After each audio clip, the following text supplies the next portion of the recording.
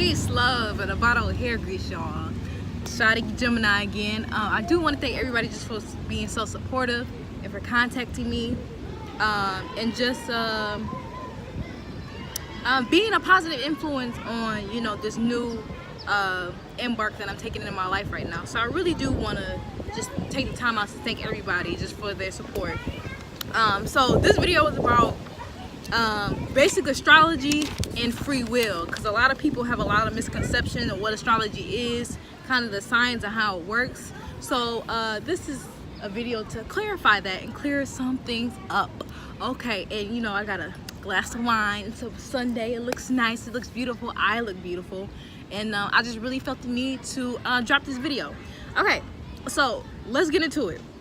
So what is astrology? Astrology is the logic of the stars and celestial bodies. Okay, what a lot of people don't understand about astrology is when you mention Aquarius or Libra or Taurus, these aren't just abstract ideas. These aren't just abstract things. These are actual constellations, with meaning that groups of stars that are, you know, within our solar system. Okay, and our sun actually travels. Contrary to popular belief, our sun really does travel in this galaxy. Okay, and as the sun travels, that's when the sun gets to experience moving into different constellations and moving into different star systems. Okay, now astrology is broken down very simply. Okay, I'm breaking it down in 3 ways. Okay, the planet in your birth chart. Okay, when you're looking at your birth chart, the planet determines what is expressed. Okay, so you have your sun, moon, Mercury. Sun determines your self-expression, your ego, who you think you are, your conscious mind, you know, how your friends get to know you, and also represents your father in the birth chart. The moon will be, for example, your mother, how you express your emotional responses when situations arise. Okay, so that explains what is expressed. How is expressed, okay, depends on the sign it is. Okay, so you may have moon in Leo, moon in Libra, moon in Scorpio. That determines how it's expressed. Then a lot of people are familiar with house placements. Okay, house placements determine in what area of life does these two things, do you express these two things. All right, and I'll be breaking down a little bit about house placements as well. So planets, I'm going to start with, and I'm also, just for the record, going to put down some natal chart websites that help me, in case you're curious about your natal chart and things like that. So first, I'm going to break down the what is expressed. Okay, so first, the first planet I did mention was the sun. Like I said, the sun is your basic personality. It's your ego. It's your creativity. It's how your friends get to know you, and it also represents the father figure in your life. Okay, your moon is kind of the most intimate part of you. Like I said, it's your emotional responses, is your mother, is how what your family is, what you're known for within your family. Okay, because your family, that's when we express ourselves the most, when we're with family, when we're with friends. So that's really the moon is very important in birth. So also, if you are interested in star seeds, and if you believe that you're a star seed, the degree of your moon can determine what constellation that you came from, because a lot of people that are on this planet are not from the solar system. Okay, so you have to look at the degree, and then you have to look at the moon sign of your moon to determine what constellation and what star system and what solar system did you come from prior to reincarnating on this planet. Okay, and also the moon in a man's chart, it determines and it tells you what kind of woman that makes him feel emotionally secure. Okay, but in a woman's chart, the moon in a woman's chart really determines how she nurtures. Okay, so when she's in a relationship, when she has children, the moon sign in a woman's chart will tell you how she nurtures her children, and how she nurtures her mate, and how she expresses her just her emotional responses. Okay, because the moon is a feminine planet. Next is your Mercury. Mercury deals with communication. Your Mercury sign determines how you process logic, how you think, your speech patterns, also your wit, how you write, and also your siblings. Okay, Mercury is ruled by Gemini and Virgo. Okay, so if you know it's about these two signs like to talk, they like intellectual stimulation, and this is how that applies to both of those signs. Also, let me backtrack a little bit. The sun is ruled by Leo. This is why the sun is in the center of our solar system, because if you know, Leos like to be the center of attention. Okay, so this is kind of how, you know, these two energies manifest. Also, the moon is ruled by Cancer as well. Moving on, Venus also is a very important planet that determines your love and relationships, your relationship patterns, how you act socially, your aesthetics, how you dress, your activities, the things that you like to do, what you find attractive in others, and also how you show affection and how you resonate love. In a woman's chart, her Venus determines how she flirts with a man when she's trying to attract a mate. Okay, but in a man's chart, a Venus in a man's chart tells what kind of woman he likes. Okay, what kind of woman capture his attention, you know what I'm saying, compared to the moon, where both the moon and Venus are feminine planets, and Venus rules Taurus and it rules Libra. Okay, next is Mars in your chart determines your drive, your ambition. When you have a goal, how do you go about attaining that goal? Okay, it is how do you react how do you process anger. Mars sign also determines your sexual style. How do you like sex? Because Mars is it's pretty self-explanatory. It's a very sexual planet, just like Venus, but Mars is more action oriented. Okay, and Aries is ruled by Mars as well. So in a man's chart, Mars is very important, because in a man's chart, that's going to tell how that man expresses his masculinity when he's trying to attract a female.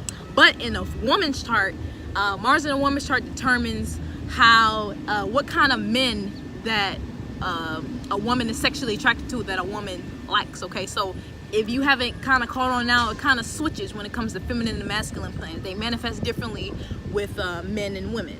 Okay, next is Jupiter. Jupiter is ruled by Sagittarius. Okay, Jupiter is your higher learning, it's your philosophy, it's your luck, how do you express your faith.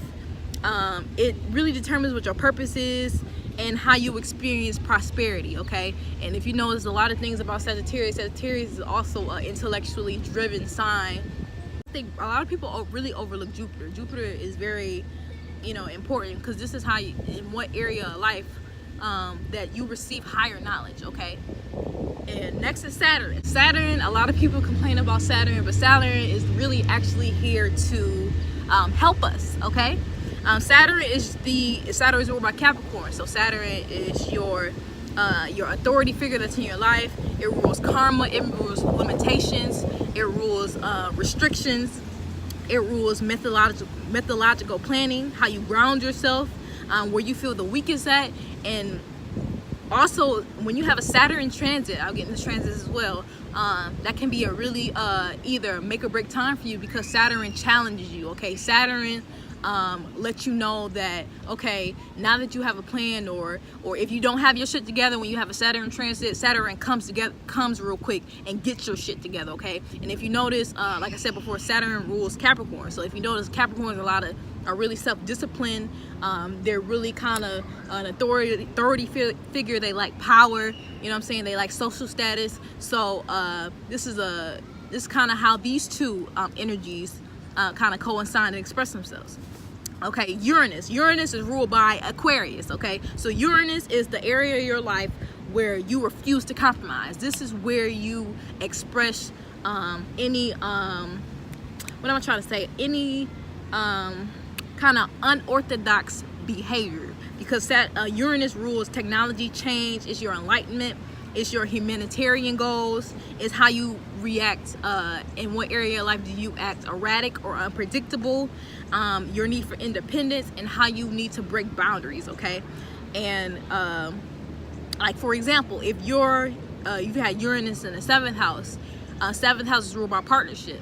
So a person with Uranus in the 7th house will not compromise their freedom for a relationship. These people need a lot of freedom. These people like a lot of unconventional relationships, maybe long distance relationship, maybe polygamous relationships, or maybe open relationships. Okay, so Uranus in your chart determines where the things that you're not willing to compromise, the things that make how you behave erratically, or how you kind of behave out of the normal social norms in society, okay?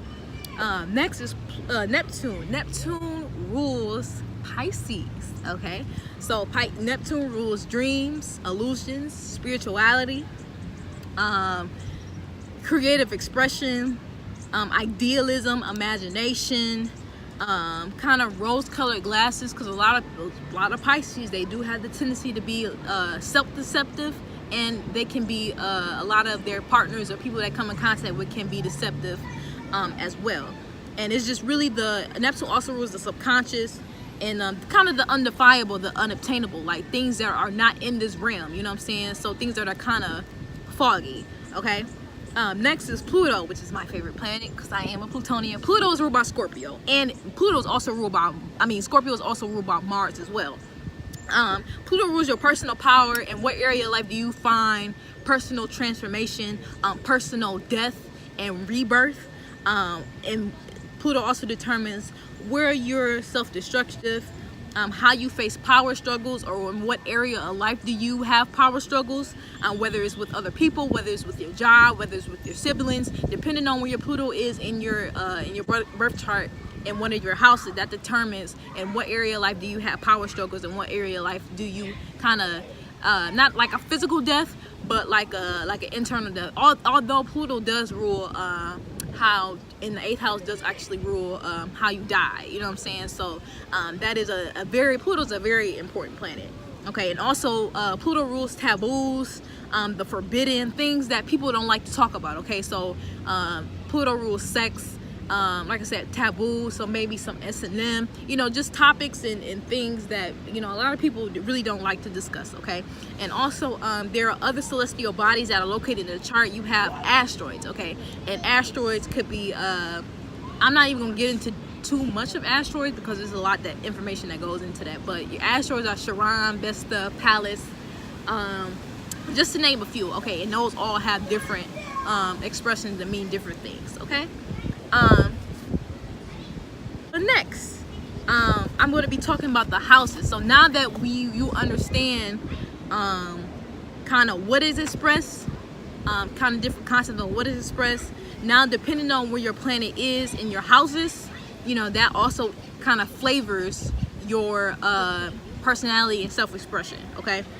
So for example, your ascendant sign in your birth chart, you need your birth time to determine your ascendant sign, okay? So your ascendant sign kind of sets off, you know, where the rest of your houses will fall. So for example, if you're a Libra ascendant, you have Libra in the 1st house, Scorpio in the 2nd house, Sagittarius in the 3rd house. In the 4th house, you have Capricorn. In the 5th house, you have Aquarius. In the 6th house, you have Pisces, and so on and so forth, okay? So depending on which your ascendant sign is will determine what are the corresponding signs that fall into your house, okay? And you need your birth time to determine your ascendant sign, okay? So the first house is how you come across to people, okay? Your facial expressions, your mannerisms, your appearance. If your ascendant is basically when you first meeting somebody, right? It's the persona that you put on, because everybody and their mama know that when you first meeting somebody,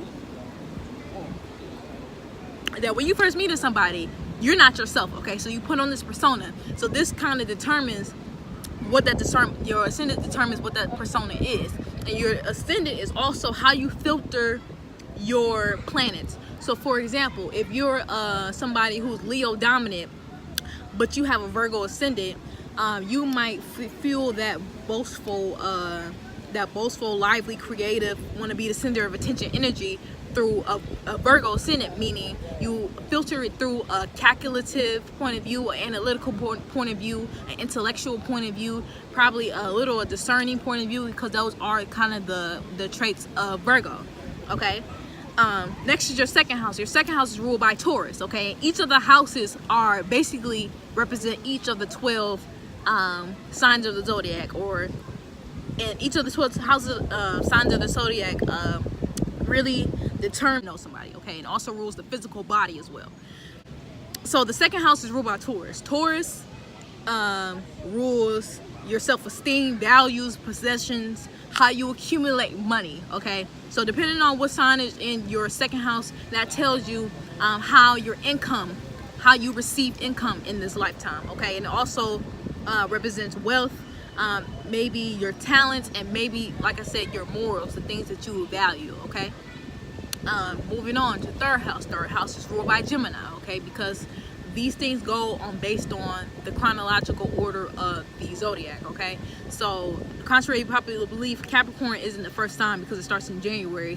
Aries is the first sign because it's initiating spring, okay? The real year starts during the springtime, not during the winter time. Spring is where everything's reborn, everything's renewed, flowers are blooming, and that's what Aries represents. Aries are spring babies, you know what I'm saying? So third house is ruled by Gemini. Gemini represents third house represents your siblings. It represents your thinking skills, your curiosity. It represents short trips and just basic education, okay? When I mean basic education, I mean the education skills that you obtained in elementary school, like learning your ABCs, learning about division, multiplication, etc., okay?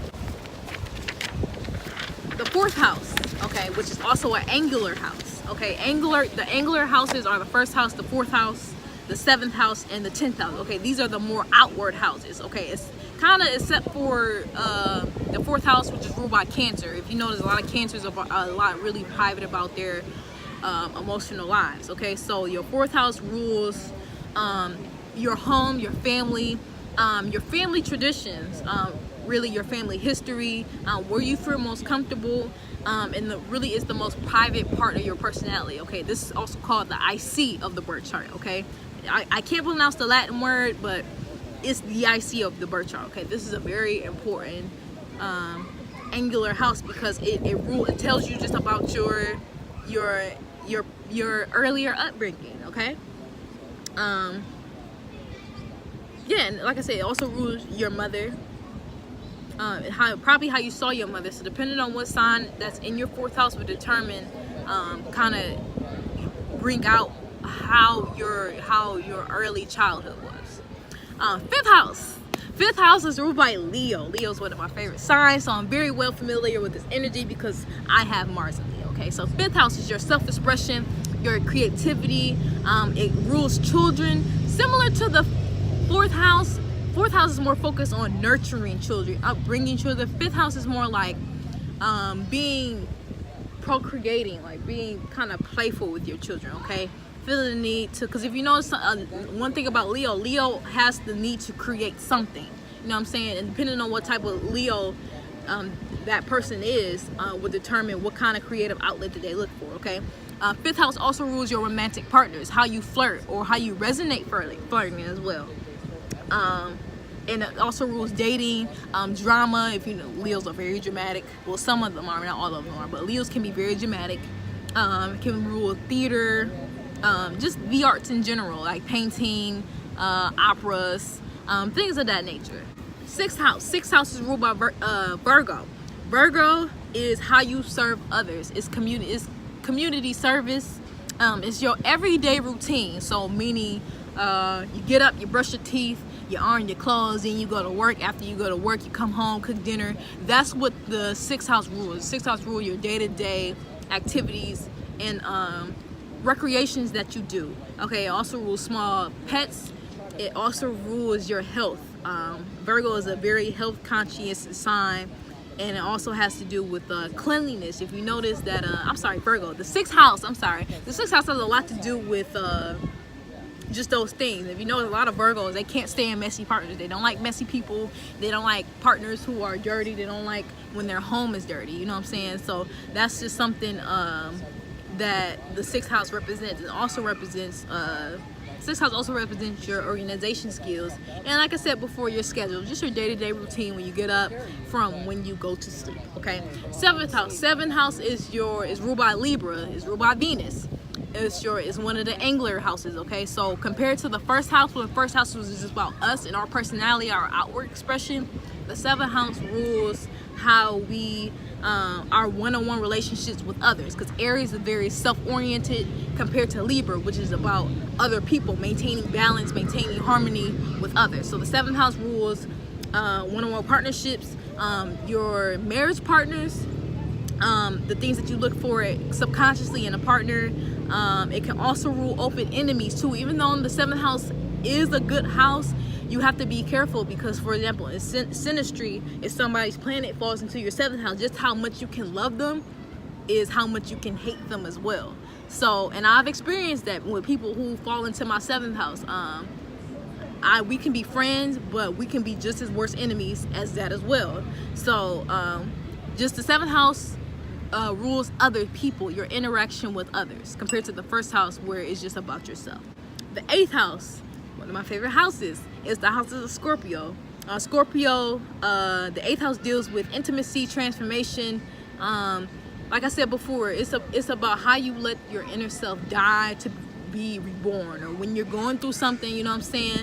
When we all go through something, we all have a time where we learn from it, but then when we go through those emotions, we rise again from the ashes, and we're reborn and we're renewed.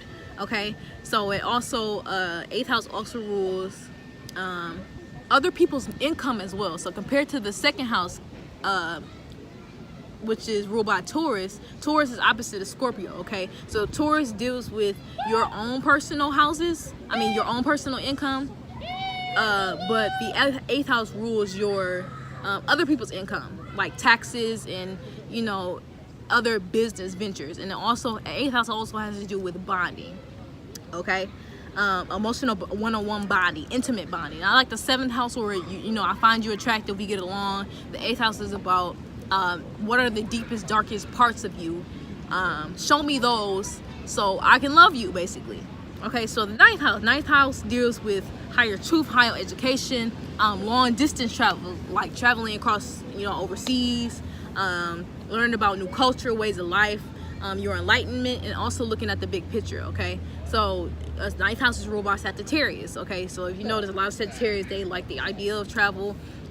They like to talk about, you know, higher philosophical ideas and shit, and they can turn the most mundane, oh my god, the most mundane fucking topics into like a whole philosophical lecture and shit. So next is 10th house. 10th house is ruled by Capricorn. Okay, so your 10th house is another angular house. This is a extroverted house, so this rules your reputation, your career path. If you want to know what you want to do in your life in regards to career, the 10th house is the perfect house to look at, because that'll tell you, depending on what sign is on the cusp of your 10th house, that'll tell you what you need to be doing in this lifetime for career. Okay, it also rules what you want to be. 10th house is about how the public views you. Okay, so a lot of your celebrities that you like, look at their 10th house, and that'll tell you how they express themselves, how the public views them. Okay, and 10th house is also, I said that 10th house is ruled by Capricorn. I said that. Next, the 11th house. The 11th house rules friends, humanitarian ideals, how you network, your hopes and your dreams. Okay, and it also rules philanthropy.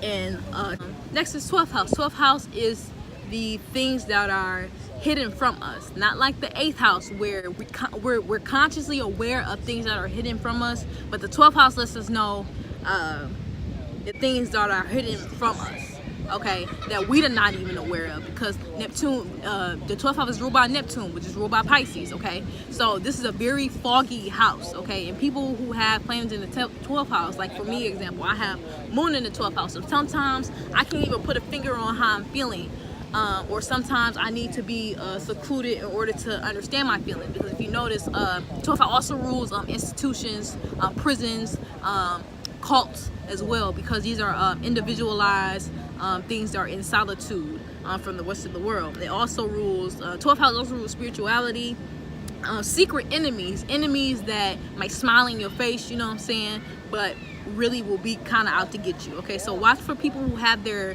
planets in your 12th house, because they can be kind to you as well, but these can also be secret enemies as well that you will probably never see coming. Okay, yeah, that is it for the houses. Now just touch on the north and south nodes. Okay, I don't understand the science of north and south nodes yet. I'm gonna really just admit that, but your north node and your south node, right, in your birth chart it looks like a horseshoe. Okay, and your south node looks like a upside down horseshoe. Okay, your north node, okay, determines what karmic lessons you need to learn in this lifetime so you won't reincarnate onto this planet again, okay? And actually the nodes are really the most important things in the planet, because that tells you your soul's mission. That tells you where your soul is trying to strive through in this lifetime, okay? But it's up to you to determine if you want to reach that or not, or do you not want to reach that? You know what I'm saying? Because you have to watch out for your south node. Your south nodes are things that you already mastered, you know what I'm saying? Things that you are, and it also tells you your past life too. South nodes tell you how you were in your past life, the lesson that you learned in your past life, and you know, kind of the thing that can hold you back from attaining your north node, okay? So if you're really interested in soul evolution or evolutionary astrology, look at your north and south nodes. Modalities, all the signs are broken down in modalities, okay? And a modality is kind of like the I can't explain it. It's like the kind of the way a sign kind of functions. So for example, cardinal signs. The cardinal signs are Aries, Cancer, Capricorn, and Libra, okay? All of these signs represents the 4 seasons, because as of right now, we're in Aries season. Aries starts the spring, but then when we reach Cancer season, that'll start the summer, and then when we reach Libra season, that'll start the fall, and then when we reach Capricorn season, that's when the winter equinox is, you know what I'm saying? So these signs are really initiators, okay? These signs like to initiate things, get things started, okay? Mutable signs, which are Gemini, Virgo, Sagittarius, and Pisces. These are the more bendable, flexible signs. These are the signs that can really just go with the flow and adapt into different situations. They have a lot more easier time to do this than really other signs. Next are fixed signs. Fixed signs are Taurus, Leo, Scorpio, and Aquarius, okay? Fixed signs are like the finishers, okay? Even though cardinal signs initiate, fixed signs are the finishers. But one thing with fixed signs can get stuck in their mentality, or fixed signs can get comfortable in the way that they do things, okay? And especially Taurus. Taurus has a really tendency to be too comfortable, too a little more fixated in their own way. So they really have to watch out. All of the signs are broken up into elements. Just kind of expresses the way how they express themselves. So for example, all the water signs, which are Cancer, Pisces, and Scorpio, okay? Water signs, they represent the feeling, you know what I'm saying? Water signs move through the world through how they feel, okay? Fire signs are Aries, Leo, and Sagittarius, okay? These people move through the world by action-oriented, being action-oriented, being just implementing action, okay? Earth signs, Virgo, Capricorn, and Taurus, they move through the world through the physical world, through the earthly realm, okay? Through materialism. They move through the world through the physical, okay? Air signs are Gemini, Libra, and Aquarius, okay? Air signs, we move through the world through our intellect, through our thinking, okay? This is how we express ourselves in an intellectual way, through ideas. So next, I'm gonna just really briefly touch on the aspects, okay? Aspects in the chart are, you have sextiles, you have squares, you have oppositions, and you have sextile, squares, oppositions, and trines, okay? Trines are easy in the birth chart. When you have trines are just natural talents that you have, okay? Easy flow energy, things that between your charts, for example, you might have for example, I have Sun trine Uranus in my chart, so I'm able to blend my ego with my rebellious side, and it doesn't cause an issue in the mundane world. It doesn't cause too much of an issue with authority, because I'm able to blend those two things together without causing any trouble, okay? But too much trines in the chart can cause laziness, okay? Trines can just make somebody just lazy and unmotivated to work, or unmotivated to grow. So you really watch out for that. Trines are good, but they breed laziness, okay? Sextiles are just complementary energies, okay? So air and fire, earth and water. For example, I have an air sun and a fire moon, okay? Both of those are complementary energies, okay? So naturally I can call upon these energies when need be, you know what I'm saying? They're not natural as a trine, but when I actually have to call upon these energies and make something out of them, I'm able to do that, okay? And yeah, so each sign has a sextile sign. So all the air signs are complementary or sextile to the fire signs, and all the earth signs are complementary to the water signs, because earth holds some foundation for water to naturally flow, okay? And then fire and air, fire and air kind of, if you think of chemistry, in chemistry they teach you that there will be no fire without air. So when the fire sign and the air sign come together, they naturally feed off each other's energy, because that air is added to that fire sign's energy. Without air, fire wouldn't be able to flourish, basically. Okay, squares. Squares are 90-degree angles between two planets, okay?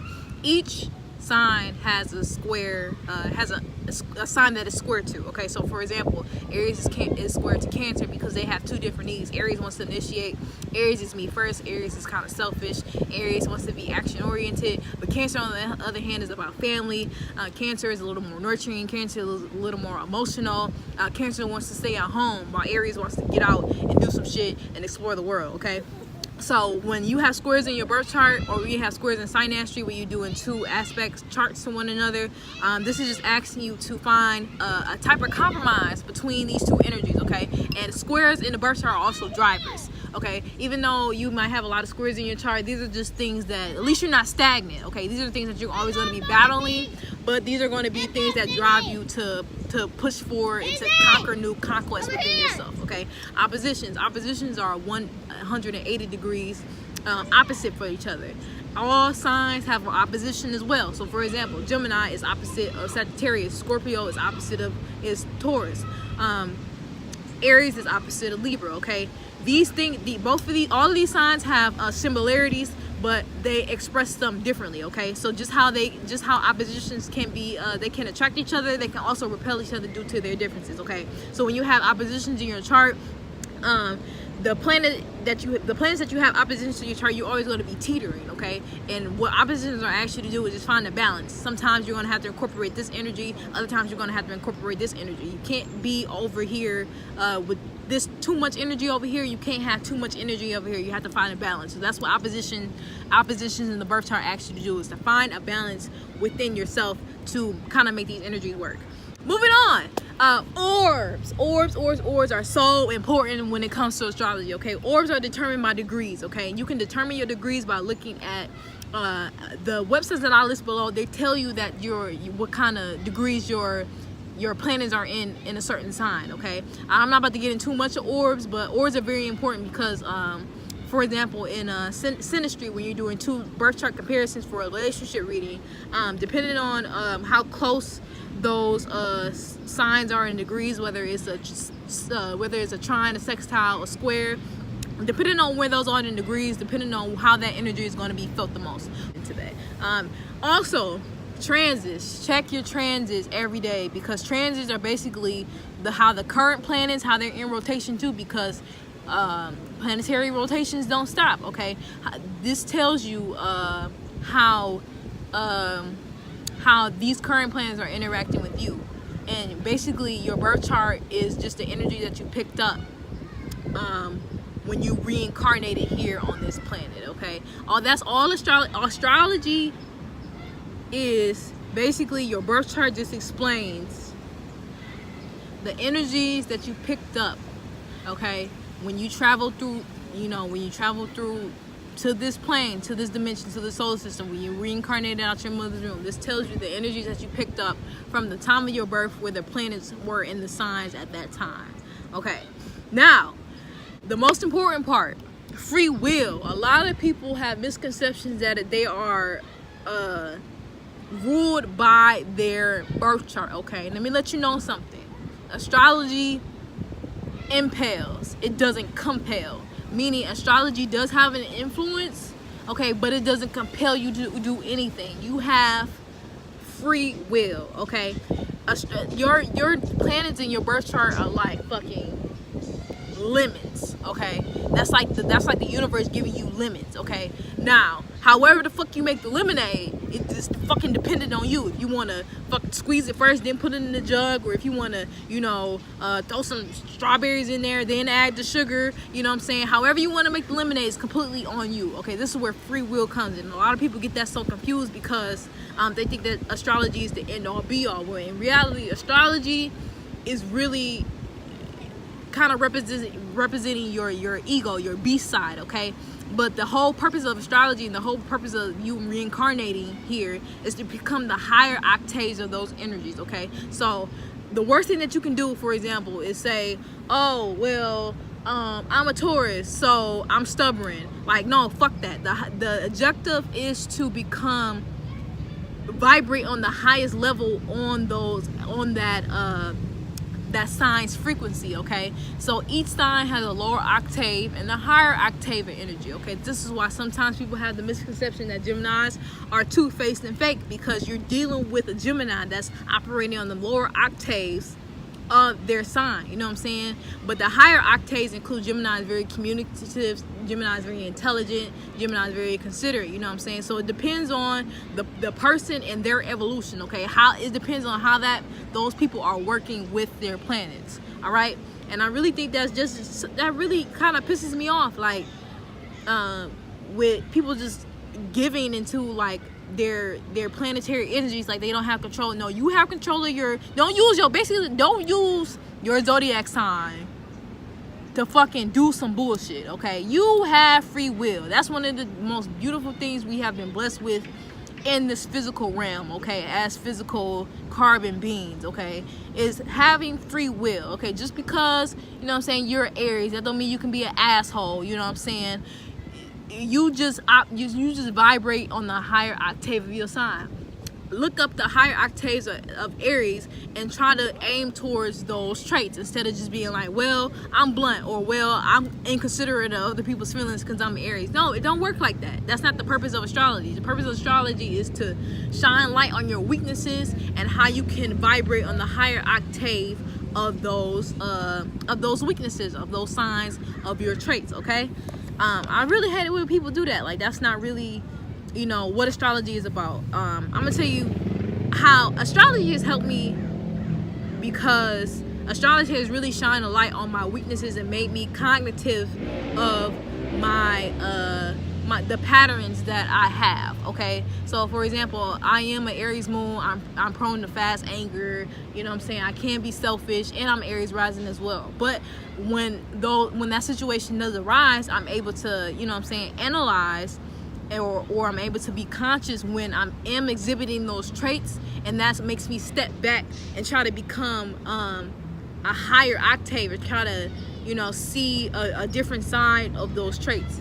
And really, that's what astrology is, just to shine a light on, you know, your subconscious patterns, and just to have you a map of how you can maneuver and how you can become better, how you can really basically vibrate and operate on the higher octaves of those signs, okay? Don't let people do that. Don't let people be like, don't let people do that shit to you. You know what I'm saying? That's not what this shit is about. Those are just people who are just not disciplined in themselves and in their personal growth, okay? So I know this video was kind of long. Please forgive me. I do like to talk, but astrology is a very complicated science, okay? It's very complicated. It's some shit that I've been studying astrology for 3 years now, and I thought I knew some shit, and every time I turn around, some new shit to know, okay? So just for the record, I do tarot readings. I do astrology birth chart readings.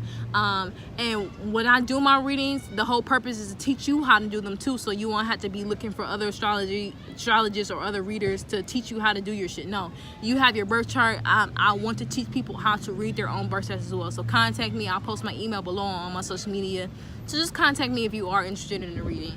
At the moment, there's nothing else I can think of. If you have any questions, please feel free to comment, or please feel free to DM me.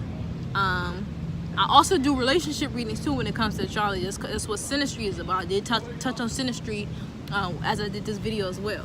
So if y'all got questions, you know, let somebody know, you know what I'm saying? I'm here, you know, this is what I'm here for. This is my purpose, you know what I'm saying? And don't be afraid to reach out with that being said, peace, love, and a battle of hair grease. I love y'all so much. Bye.